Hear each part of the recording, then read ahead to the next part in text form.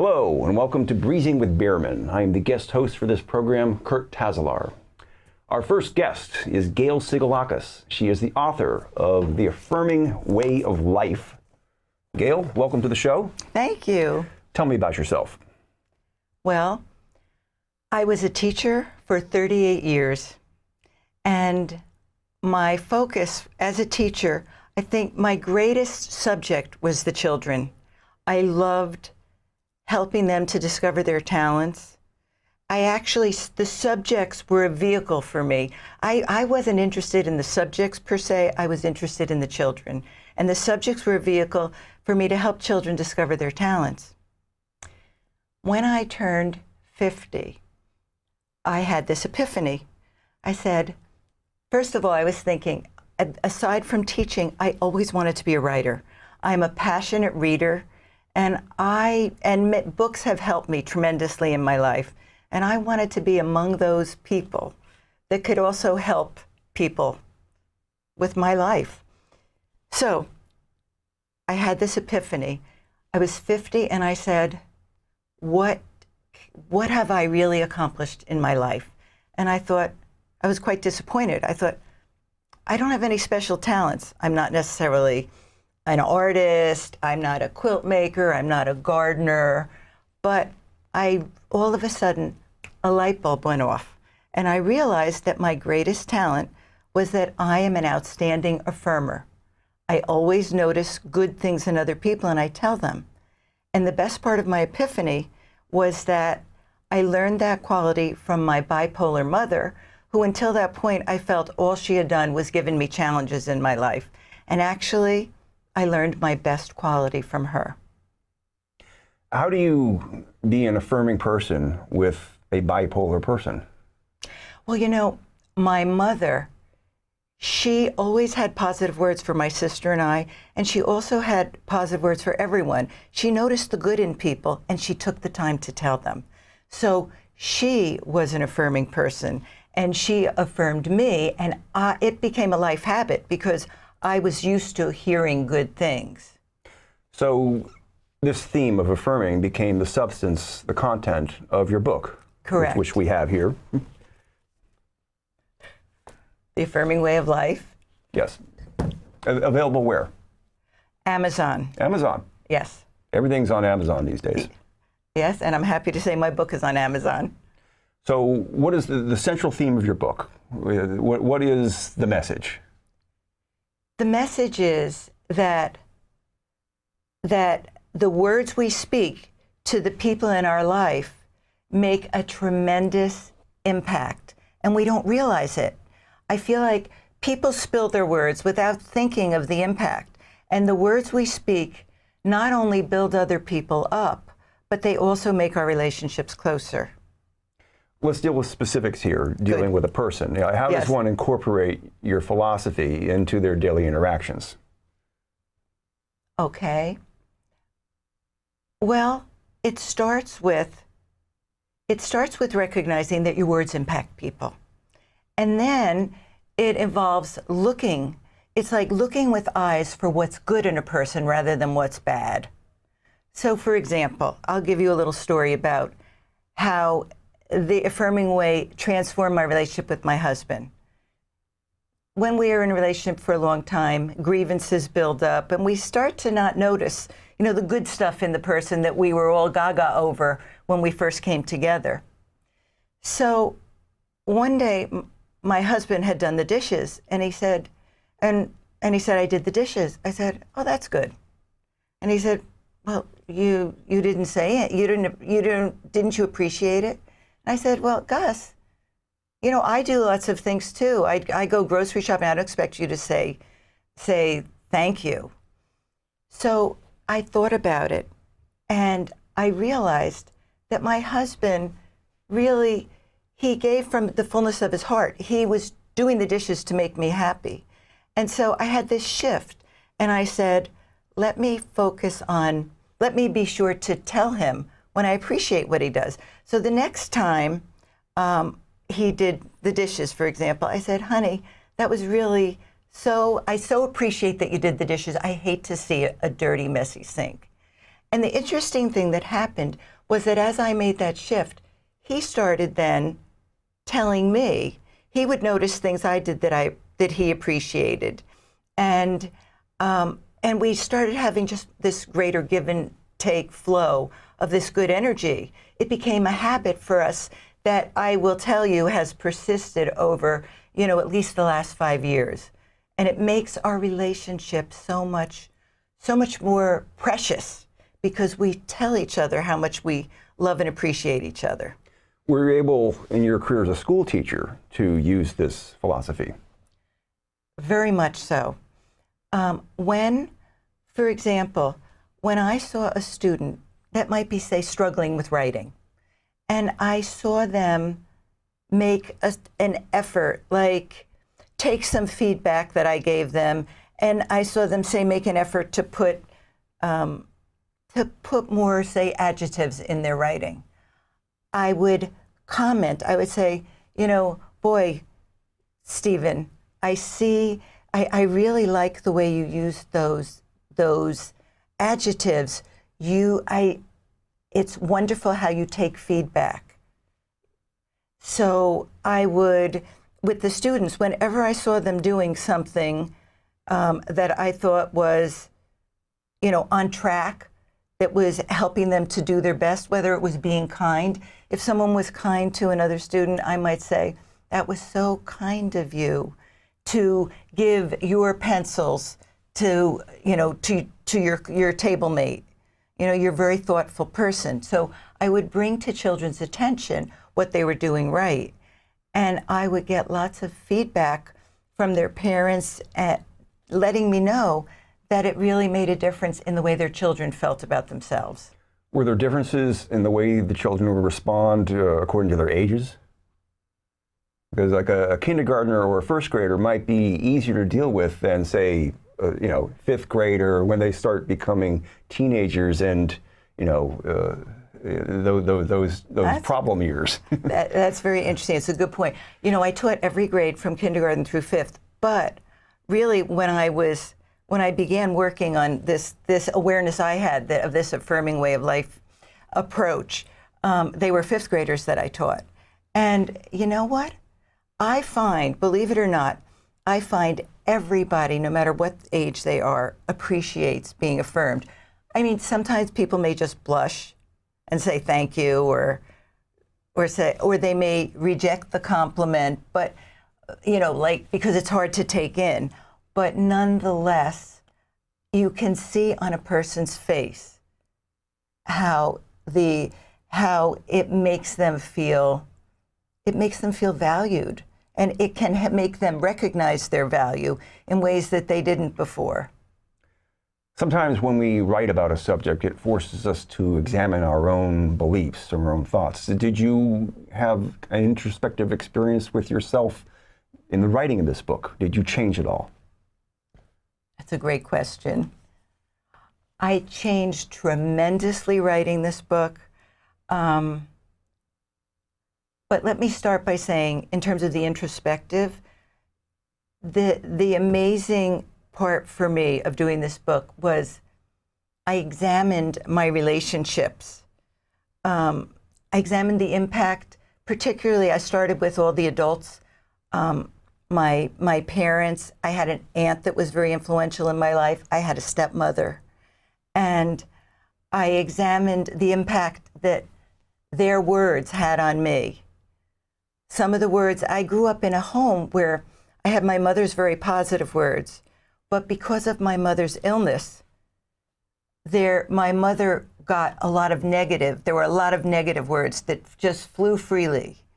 And it helped me to realize how important it is to censor ourselves, to catch ourselves before we say negative things. So one part was recognizing, really examining the impact and realizing, helping me to heal those relationships in writing this book. But the other big way that the book impacted me was that I had a dream. And when I started, I had no idea how to be a writer. And I found a writing coach. I joined a writers group, and the way I developed my faith in my ability to do this, to accomplish such a big goal, that was life transforming for me. Some of this stuff is just a learning curve where it takes time. You'll write something, and then it'll take you 6 months to realize that what you wrote could be written much better.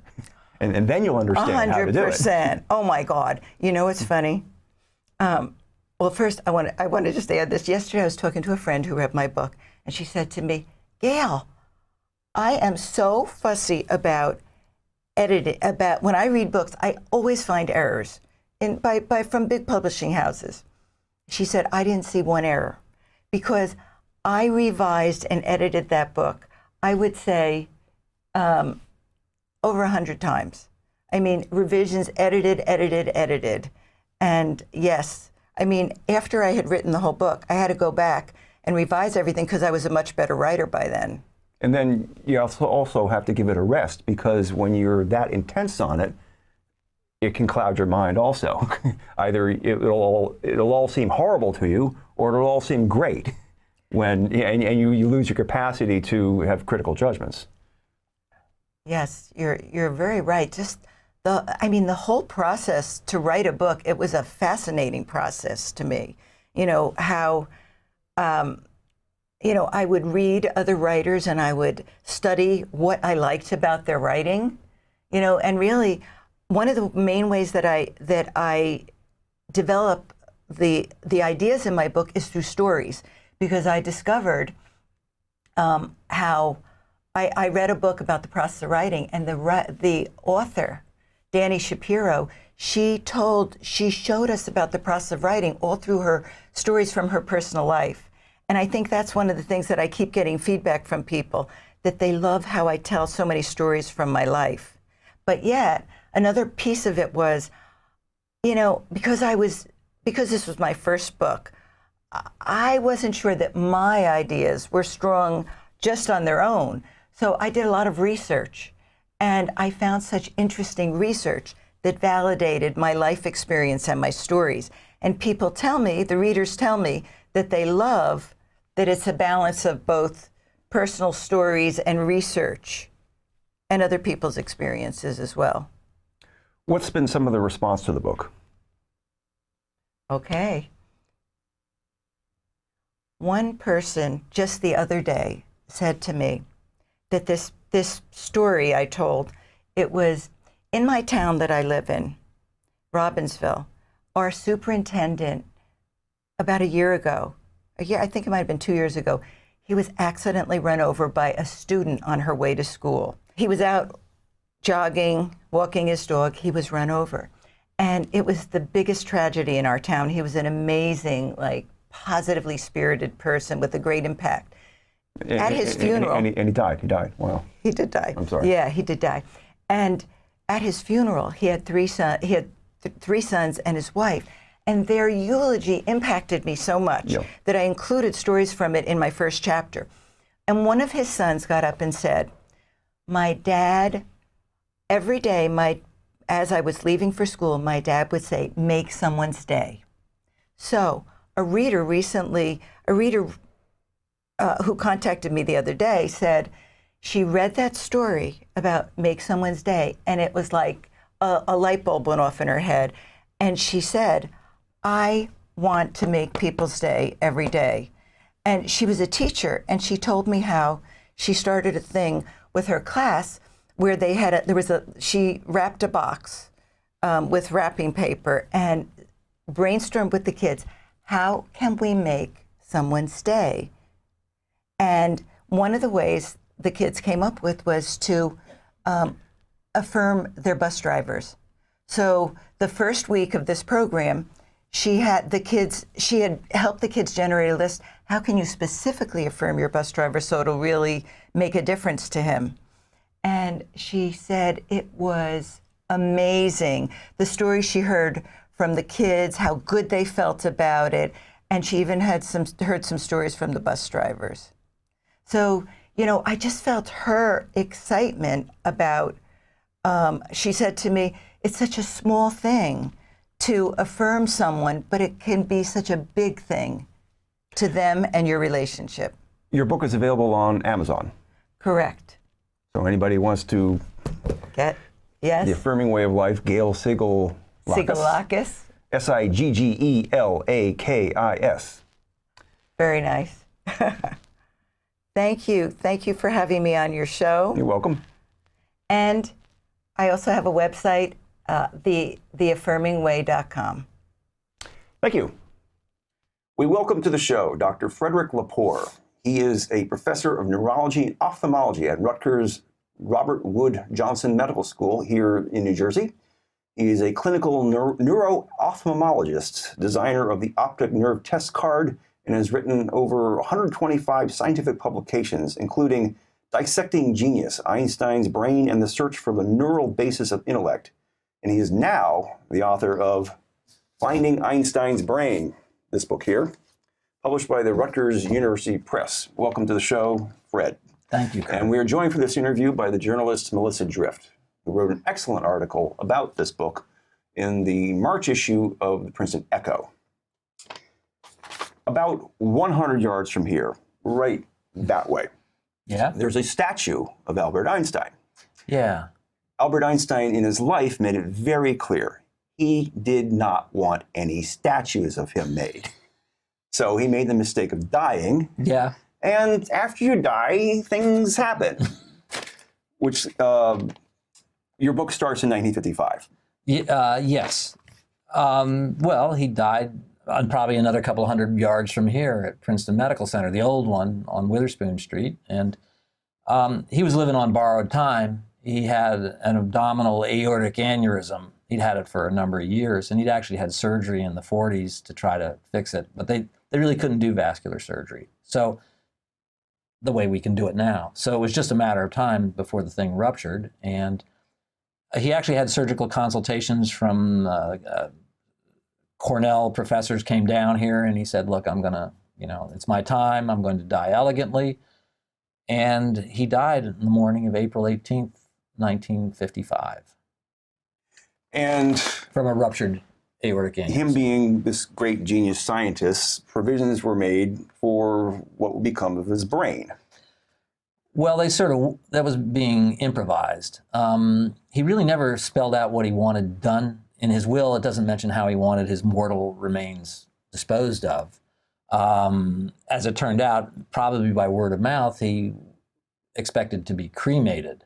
But dying in the hospital, it was routine to do an autopsy to establish the cause of death, which was very easy. When you look at the abdomen, you could see that he had lost a lot of blood. And Thomas Harvey, the pathologist at Princeton Medical Center, for whatever reason, decided to go off script, and he removed the brain of Einstein, thinking that this is an unparalleled opportunity. So it hadn't been a plan. Mm-hmm. It was improvised. Exactly. Wow. Yeah, and that's what Einstein's eldest son and his executor, Otto Nathan, said when they read in the New York Times the next morning that the brain had been preserved for science. They had not a clue from either Einstein, or there was nothing in the will. They come down to Princeton, they probably were in Princeton in the sense that there was a death vigil because Einstein was so ill. And Harvey made the pitch of his life. He basically said, you're never going to get an opportunity like this to study a genius of this magnitude. He was a man of science. I'm going to do a scholarly pursuit of this. And the son went for it. The son, who I think was a professor in California. Hans Albert. Hans Albert, Hans Albert. There's one other son who was schizophrenic, so Hans was really the go-to guy. Eduard.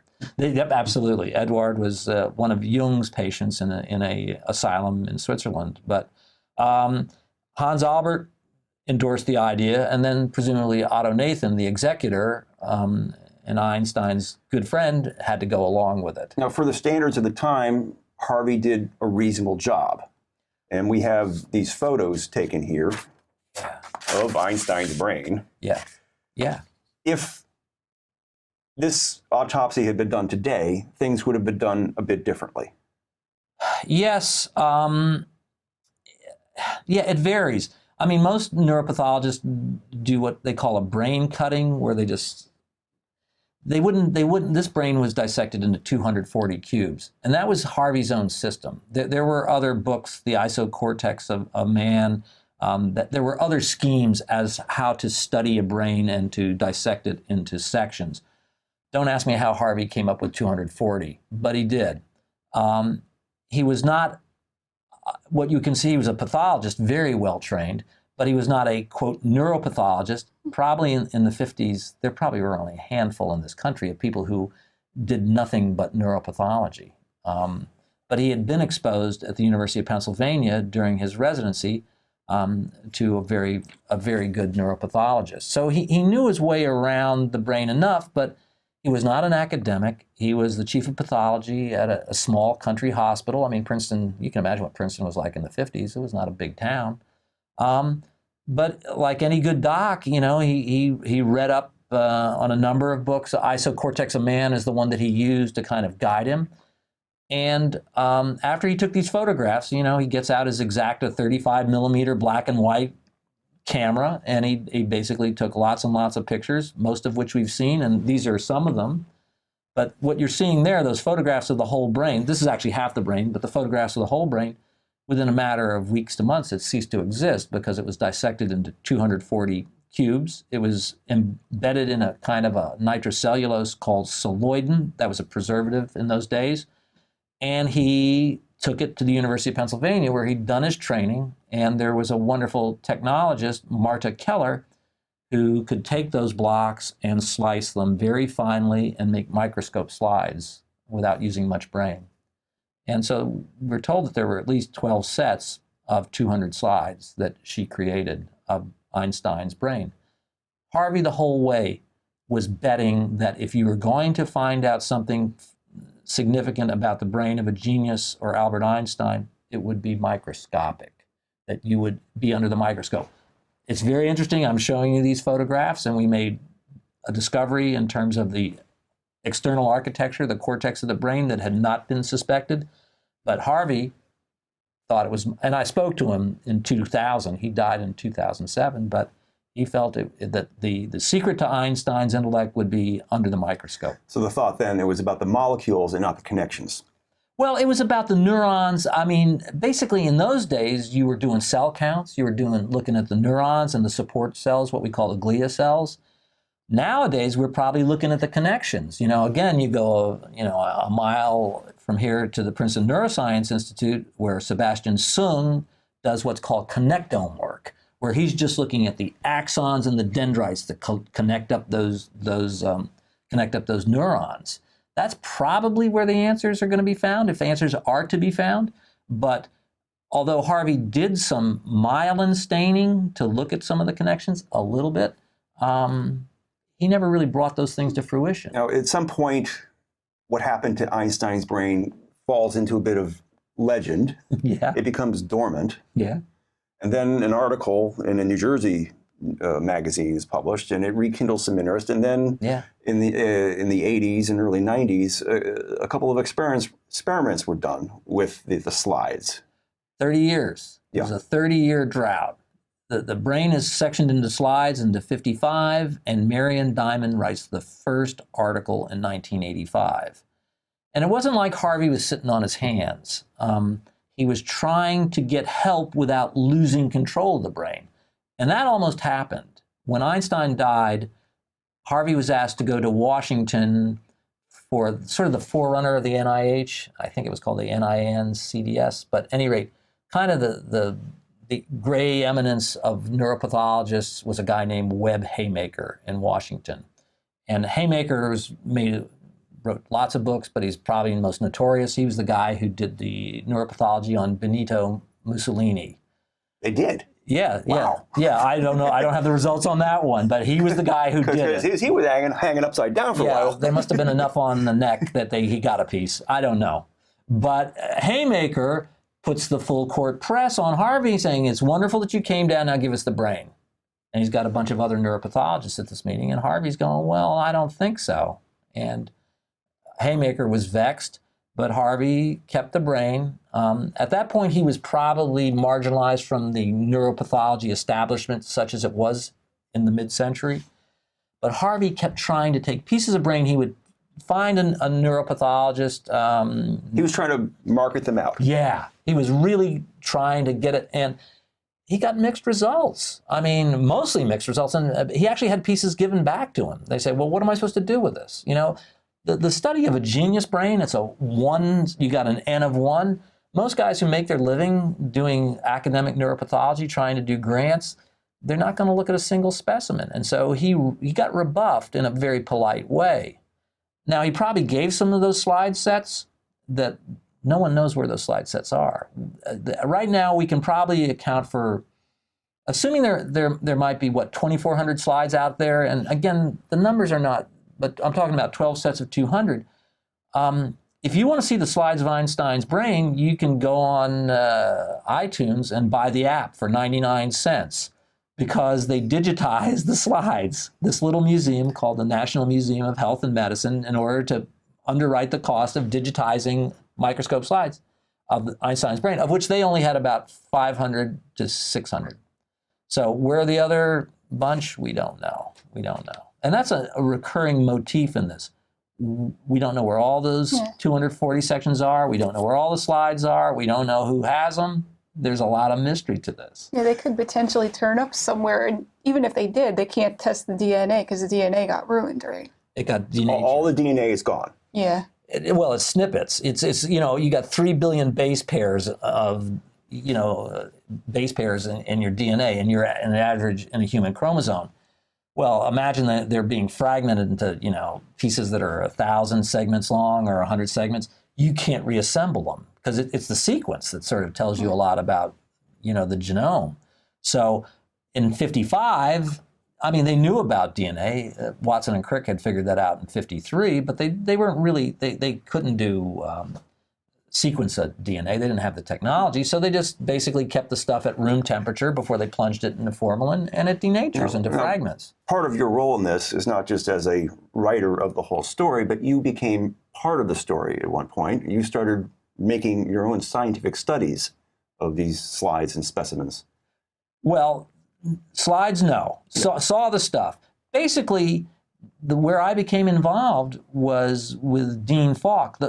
Really consider me a Boswell to Dean Fawkes Johnson. She was the scientist who, the skill set of looking at the cortex of the brain. I mean, I have to know about it.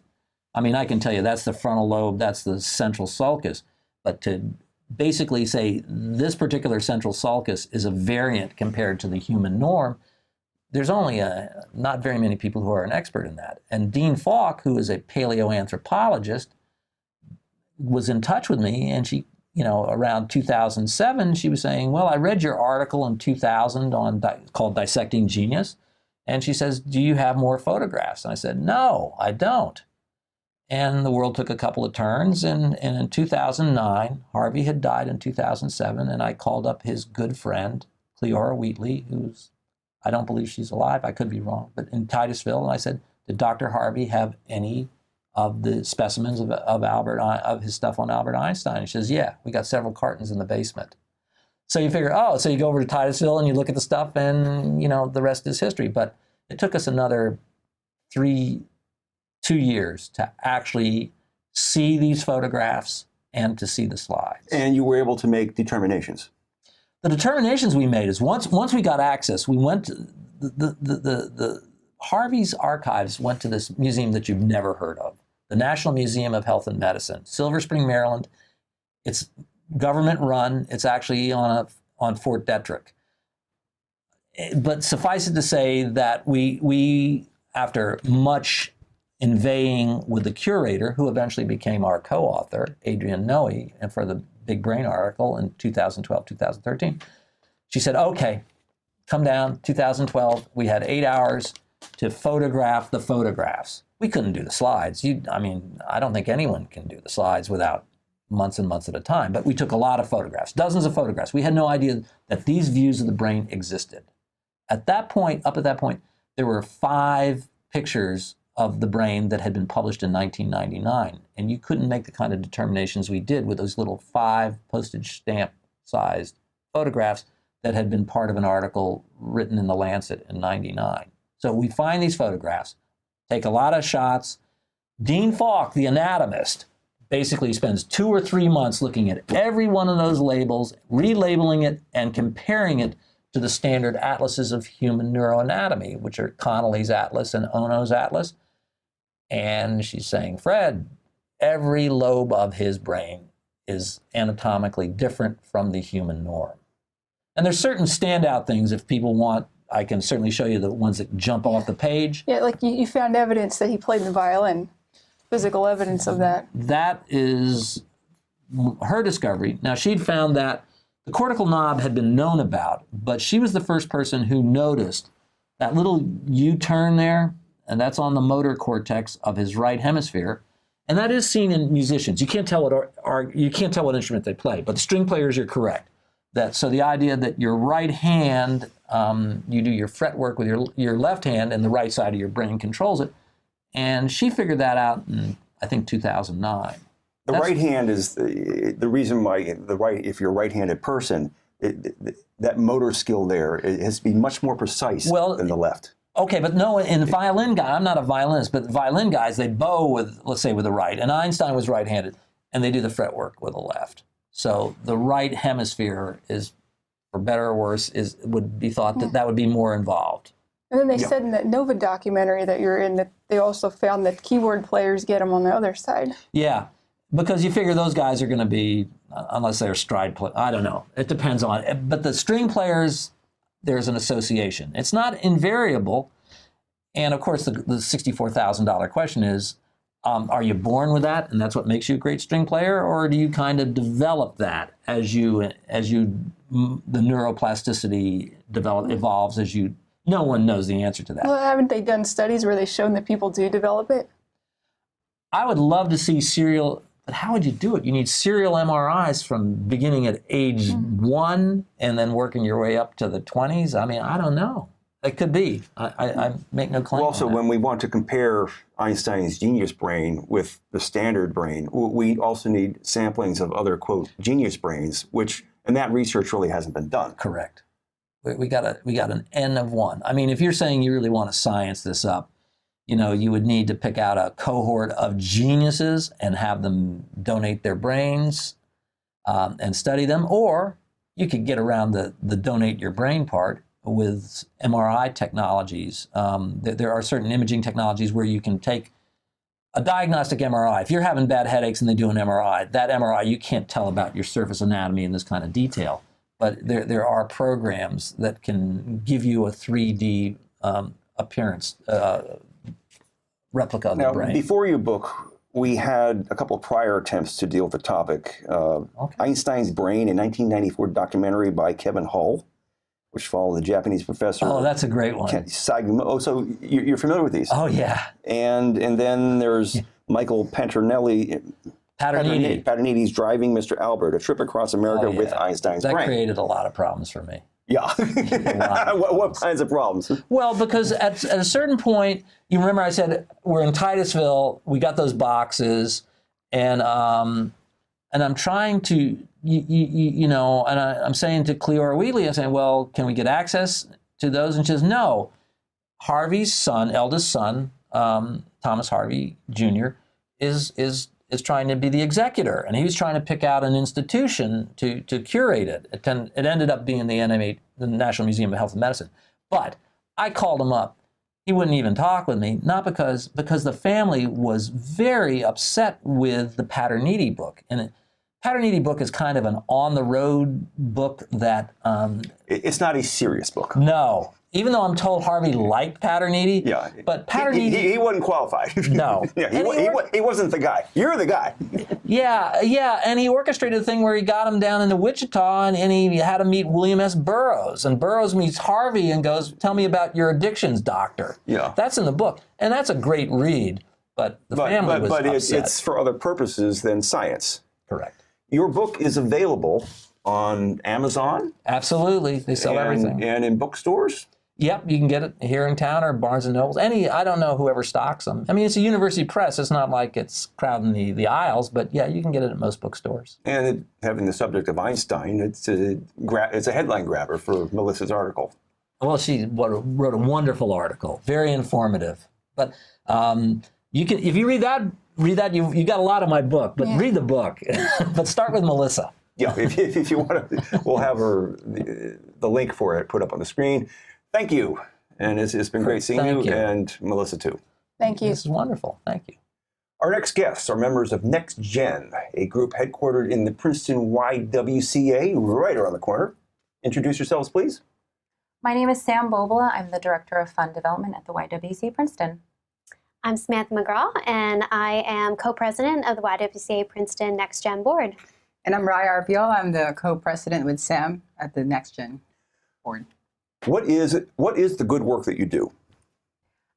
So the YWCA Princeton is one of the oldest women's organizations in the nation. We've been around for about 100 years, and we've been at the center of critical social issues such as women's rights, voting rights, and civil rights. Our mission is very bold and iconic, and that's to eliminate racism and empower women. We have several programs that are mission-based that tackle the byproducts of inequality, that being affordability and accessibility. So we have a child care program here in Princeton that also has a bilingual nursery school. We also have a breast cancer resource center that provides support services to breast cancer patients and survivors. And we have an English as a second language program. But what we're really focused on right now is bringing in younger women and women of color to the YWCA. And part of that is through our Next Gen board, which Sam and Raya both serve on. When we think of the YWCA, there's obviously the physical workout aspect of it, but this has a social purpose. Right. So we have transitioned from what people traditionally think of as the YW, and now we're really focused on mission-based programming. So our Next Gen board is really a board training program for young women. Yeah, so about 3 years ago in 2016, the YWCA board was in the process of kind of developing their strategic plan. And one of the things that they really wanted to do was start to increase young women involvement in the YWCA mission and on the board. And so after kind of looking at a number of different models, the decision was made to create this Next Gen board, which is essentially a group of young women ages 21 to 34 who are interested in learning about serving on a nonprofit board, so the roles and responsibilities that go along with that, gaining financial literacy, developing leadership skills both professionally and personally, and also being mentored by influential community leaders. So in our mentoring program, we have YWCA board members and other community partners that are mentoring Next Gen members to help them progress personally and professionally through their careers. And fun fact is that the YWCA Princeton Next Gen board is actually one of only 2 Next Gen boards in the country, YWCA Next Gen boards. The other one is out in Pittsburgh. So this isn't a national program. This is more, something that just happened independently here. Yes, yeah. And so I think it's something to definitely really be proud about. And we just kind of want to raise awareness about this really unique opportunity for young women in the Mercer County and surrounding area to get involved with the YWCA's mission and just really grow personally and professionally. And we actually do have an application deadline for new members of May 6th this year. So we're really looking for new people to come on, join the board. We have members of all different types of backgrounds, nonprofit, public, private sector, education. So how many are on your board? We have 13 members right now, but we can go up to 25. So there's a lot of opportunity there. You have events. Yes. We do, yes. We do have events. So Sam and I have been in this part of the inaugural board since 2016. And throughout those years, we conducted a poetry slam that we did last year. That was a tremendous success. Everybody wants that to happen again. And we're trying to work on that maybe for the next latter part of this year. One. Dickory dock. And then recently, just a few months ago, we did the RGV. It's a film screening. That was in Princeton Public Library, and that was a success too. We have a lot of attendees, and we saw different a lot of people from different walks of life like really gather and like discuss. Also, there's a panel discussion after the film. So those are the kind of things that we are doing. So like right now, the expectation, if you join the board, we have like different committees. So we have professional development, events, depending on where your skill sets are, you can like share that to the group. Or if you want to harness like some of your skills in different arena, you can do that as well. The expectation is that we meet as a board like once a month, like about 2 to 3 hours. And then if you're joining in a committee, it's like they meet as well, either virtually or in person, about like 1 to 2 hours. Those are some of the expectations, but we really do have fun, and we are on a mission all the time, and we stand against racism and empower women. Yes. What are some upcoming events? So a few Next Gen board members serve on our missions committee, and that missions committee is tasked with an annual event called Stand Against Racism, right here. The YWCA and former YWCA Trenton founded the Stand Against Racism in 2007, and that was to really bring awareness about racial justice work going on in the community, and it's now a national program for all YWCAs. So there's 200 of us that participate in April's Stand Against Racism. So some Next Gen board members are participating in that. The first kickoff event will be on Thursday, April 25th. There'll be thought-provoking talks, and we're bringing together members of the community to talk about, racial justice issues. What specific issues? So our theme this year is building a safe and secure future for women and girls. We felt really energized by the number of women elected to Congress, so we wanted to capitalize that and inspire a new generation of women leaders. Oh, so you're a training ground here. Yes. We like to think of ourselves as pioneers. And then there's also, do you want to talk a little bit about the rally, the youth rally? Sure. So on Friday, April 26th, we're going to have a open mic and youth rally for all school-age kids and youth here in Heinz Plaza. And that's just to give youth a voice to talk about the racial justice issues and racism in their communities. So we're inviting all youth in the area to either write a poem, write a song, just tell their story, and to congregate on Heinz Plaza that Friday evening. So we're really excited about it. We think youth deserve a voice. Are there going to be attempts to grow this movement across the YWCAs? So all 200 YWCAs participate in that. I think we all collectively would love to see some sort of national campaign where we all participated in this together. But right now, each YWCA is independent and has its own Stand Against Racism event. But I think we would all love to just see us come together behind this Stand Against Racism campaign. What kind of projects are you attempting to develop right now? Next Gen, I think, is our biggest focus right now, is really trying to engage young women and women of color into the YWCA. We're coming up on our 100th anniversary in 2022, and being nearly 100 years old, there's a new generation of young women like ourselves that want a place in the community. So the Next Gen serves as a sort of ground for them and gives them the space to share their voice with others. And so that's something that we're really proud of and focused on right now. Yeah, definitely. And there's obviously a lot of different organizations in the Princeton area. And, I think one of the things as part of Next Gen, we'd like to kind of bring organizations together a little bit more and work collaboratively with one another and just learn about the different things that we all support so we can support our mission at the YWCA Princeton. So, Next Gen, we try to think of kind of like fun, I guess, younger sort of things to do. So we've done Raves? No, we've done a happy hour in the past, and we're looking for more social engagement and networking for young professionals, trying to reach out to colleges.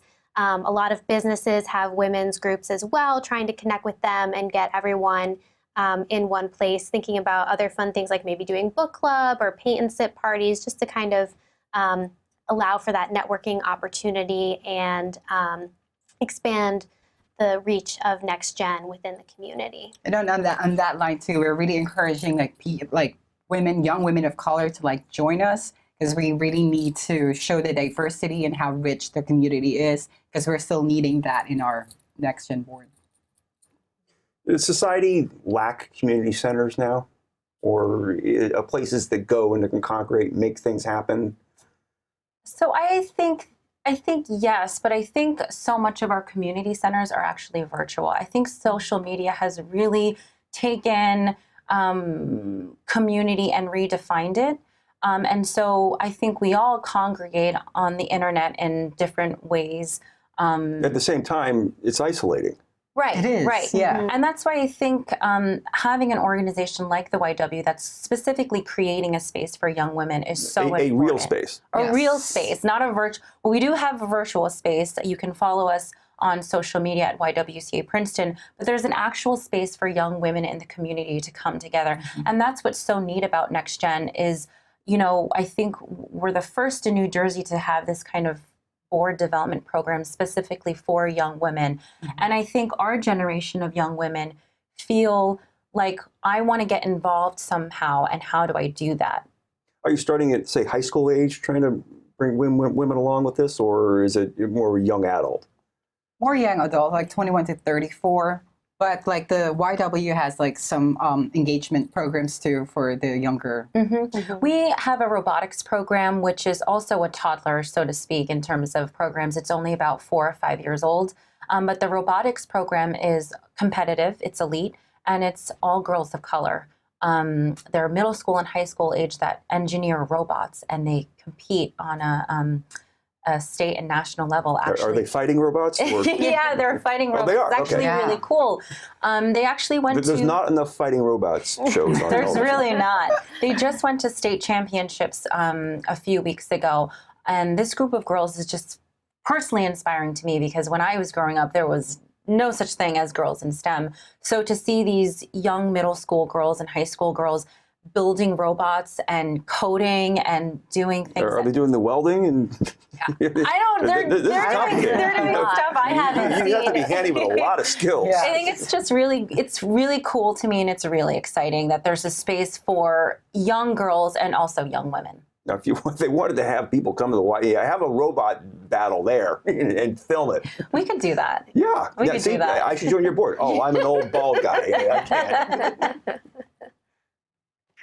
So the next gen board is really like a training ground. So most of our former members are everywhere in the country now, like doing their own thing. One of our original co-president, she is now part of the national office of the YWCA board, and so it really works. So if you are really young women that you would like to make a difference in your community and have a training ground and be in a group of empowering women and very inspiring, and have that mentorship that are provided by the big board, really join us. And when is the deadline again? May 6th. May 6th. May 6th. Definitely want all applications in. The number of women college graduates these days is very high. I think it's more than males. Yes. Mm-hmm. Yet women still face particular problems in the workplace. And as young adults in the workplace, you're facing some of them. So you're at the same time serving on this board, yet and out there dealing with the real problems. Yeah. So an interesting point about that is, from my perspective, being so young, I am not necessarily privy to a lot of things that the women before me went through, in the workforce and things like that. And one of the things that's really awesome about the mentorship program is we're going to have meetings every 2 months where the whole group gets together, the mentors and the mentees, and we just kind of talk about the mentees. What's going on. Don't mentees me. And, we are sharing, the mentors are sharing their experiences of being sexually harassed at work and, other things that I personally have not heard a lot about, but it's really important for me to know exist and happen to understand where we are today. That's why I really loved the Ruth Bader Ginsburg film documentary that we screened, because I learned so much about the history of women in that film, and it just gave me such an amazing perspective on where we were and how we got to where we are today.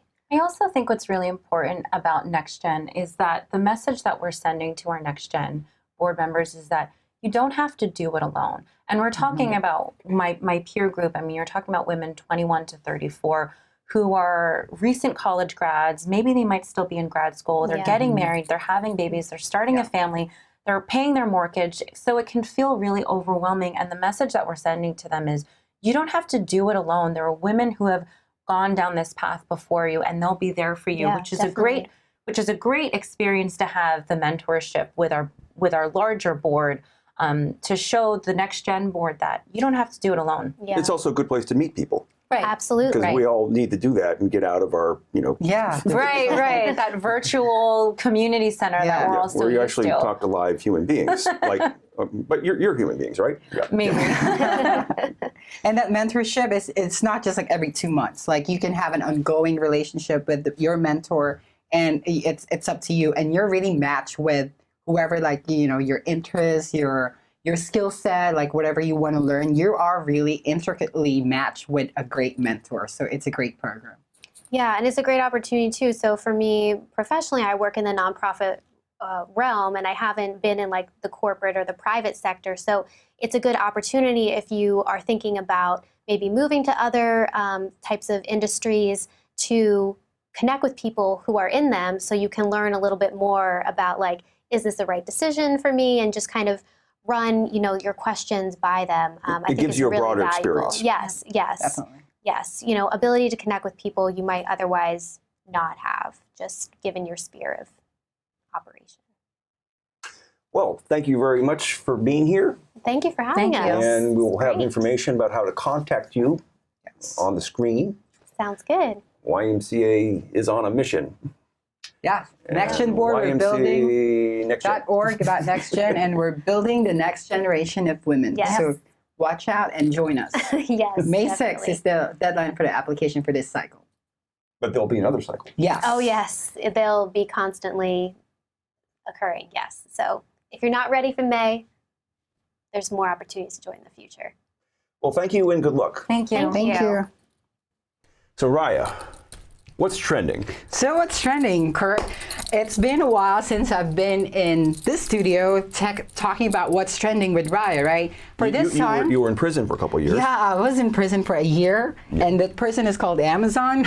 Ah, I was working for Amazon, and I was working like late nights and on weekends, and so it's just like schedule conflict. But hey, I'm back, big, bolder, and better. So were you the person making all the boxes? yes, you were. that's what we do in Amazon. So my department is we're picking the items. Do you order in Amazon? Yeah. You're part of everyone orders on Amazon. You are part of my problem, because like we pick that item, we induct it, we sort it, and then we pack it and make sure it's there like 2 days if you're a Prime member. You're like Santa's elves year round. Technically. So I am technically the Santa's help with more helps. So I have associates that does that. But hey, there's a lot of things going on with me, Kurt. So recently I got nominated to be the official candidate of the Old Bridge Township Democratic Organization. You're not running for president? I'm not yet president. I'm running for council at large in Old Bridge Township. So Okay. I am the candidate, so I'm busy with that. So what would you do once you take over this place? So once I take over this place, so our goal is to have a Democratic mayor and Democratic council. So personally, part of my platform is to really integrate strategic planning and fiscal responsibility in township governance, shifting our focus from overdevelopment to improving quality of life. And I would really like to instill like programs, youth and young adult programs for engagement and development programs that, will engage our youth, not virtually, like what we talked about in Next Gen, but to have a center for that. But one more thing is, like, I was recently in Washington, D.C., so I was trained by this group called Emerge America. So last year I talked to you guys about Emerge New Jersey when I was a part of the 2018 cohort. So I got lucky to be part of the 2019 D.C. National Candidate Boot Camp in Washington, D.C. last weekend. So they trained Democratic women to run successful campaign and win elections. So how are you going to be on this, run as a candidate with each and every one of your nails is a different color? Different colors, because Yes. that's also what's trending. So if you like my nails, make sure you check out Ladea Nails. It's in Old Bridge, New Jersey. It's getting ready for Easter, Kurt. Oh, I did not know. Yeah, so how have you been, Kurt? I have been too busy. Too busy. Yes, I had a bright idea last month. I'm going to make a web series tutorial that teaches people the shorthand things you need to know for various sciences and integrating them all together, including You know who's the first person that's the gonna- history of the Earth, Yeah. chemistry, biology, and then we wind up with people and going through all the various the geological eras, the Paleozoic, Yeah. Mesozoic, Cenozoic, and then the future of mankind. You know, when I was in school, I was really interested in all of those. But you Yeah. know who's going to really benefit that? Who? Is Adam. No, he needs to learn all those things. It's He not doesn't going know to all work. those It's not things. going to work. Why is that going to work? I think it's too late for him. No, it was always too late for him. Yeah. It's so good to be back here without Adam, by the way. We might want to say that Adam could not host this show today because he was arrested. He's in jail currently now. He's charged with inane babbling. And Adam, if you're watching, you have the right to remain silent. Think about it. But seriously, I think he's in a conference in I was Atlantic being City. serious. Oh, seriously? Though? Yes, I he is think I in jail. checked his Facebook. Yeah. He's in a, Did you see him in jail? I think it seems like a jail in Atlantic Yes. City. Okay. But yeah, he's attending something. I think he's running for office too here in Princeton. What do you think of his candidacy? I want your honest opinion. And I know that Adam will like it too. I'll vote for him. Yeah. It would be interesting.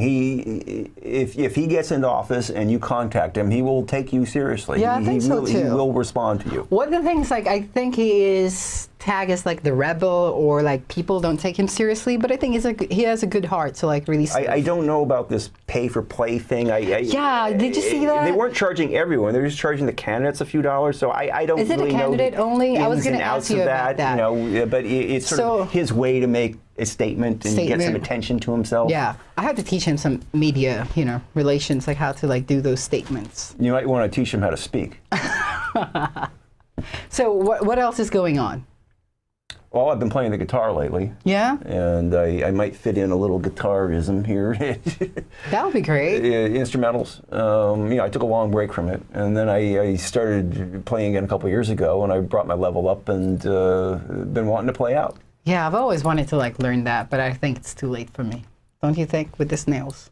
It's never going to work. Well, you see, I'm have a my own fingernail pick. guy. You see these nails? Yeah, I have my own pick. Yeah. I take zinc supplements to keep them from Oh, breaking. really? Yeah. If you want to Is it like a just oral thing, yeah, or yeah. you There's just tincture? little lozenges Okay, from the wellness company. so it really works. Oh yeah, yeah. Women, make sure you take that, because Also- that will be in my What's Trending next month, because women, we always break our nails. Maybe we need those supplements. Well, it also helps your immune system. Oh, that's great. Yeah, they did a long government study on it, and they really found that it helps prevent colds, and if you get one, you recover quickly and quicker. And this is different. They did also a study on echinacea, and they found that echinacea is no different from a placebo. Yeah, I see. So if you really want more of this, Kurt, it's very nice to be back. I hope to see you again, but I don't know. You said you don't want to come back. But hey, maybe he will come back again. Next month, I'll be back with What's Trending with Raya. Make sure you catch me on Twitter at Raya Arbiel and on Snapchat and Instagram at Raya Mish. And that's our show for today. Thanks a lot, Kurt, for co-hosting and hosting this episode. And thank you to all our guests, especially the YWCA Next Gen Board. And we'll see you next month. Well, Thanks.